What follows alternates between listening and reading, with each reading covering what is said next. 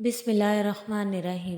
अस्सलाम वालेकुम मोअज़्ज़िज़ नाज़रीन, दी नॉलेज ऑफ इस्लाम में आपको खुश आमदीद। दोस्तों, बनी इसराइल में एक शख्स रहता था जो बहुत ही बड़ा नेक, आबिद और जाहिद था। सब लोगों में उसकी बहुत इज्जत थी।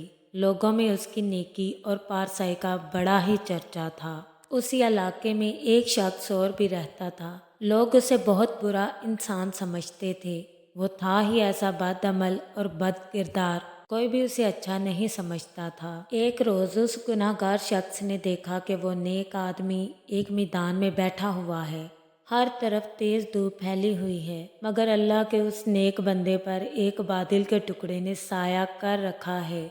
जब गुनाहगार ने ये मंजर देखा तो अपने दिल में बहुत शर्मसार हुआ और ये ख्याल पैदा हुआ कि इस चिलचिलाती धूप में, जहाँ दूर दूर तक साया नहीं है, बादल के एक टुकड़े ने सिर्फ इसलिए इस पर साया कर रखा है कि ये अल्लाह का नेक बंदा है, क्यों ना मैं भी उसके साथ बैठ जाऊं। क्या खबर कि उसकी बरकत से अल्लाह ताला मुझे भी बख्श दे और मेरी खताओं को माफ़ फरमा दे। ये शख्स आबिदो जाहिद के पास गया और उसके साय में बैठ गया। उसके बैठते ही उस आबिद शख्स के दिल में ख्याल आया कि ये अपने ज़माने का बदतरीन गुनाहगार और पूरी कौम में बदनाम शख्स है। इसी शख्स के साथ तो कोई भी उठना बैठना पसंद नहीं करता। ये मेरे पास कहाँ से आकर बैठ गया। ये ख्याल आते ही उस आबिद शख्स ने उस रसवाए ज़माना शख्स को अपने पास से उठा दिया। वो गुनाहगार शख्स उठा और चला गया, लेकिन बादल का वो टुकड़ा भी उसके साथ रवाना हो गया और उस गुनाहगार शख्स के सर पर साया फगन हो गया।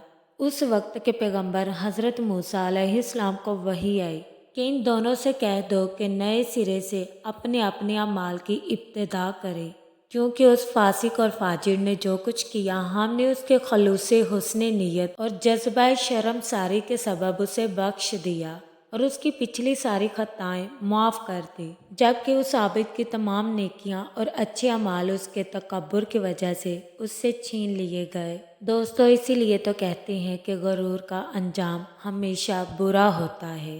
दोस्तों, उम्मीद करते हैं आपको हमारी वीडियो अच्छी लगी। कमेंट बॉक्स में अपनी राय का इजहार ज़रूर कीजिएगा और इस चैनल पर नए आने वाले दोस्तों से गुजारिश है कि चैनल को सब्सक्राइब ज़रूर कर लें और बेल आइकन को प्रेस करना मत भूलें, ताकि हमारा हर नोटिफिकेशन आपको टाइम पर मिल सके।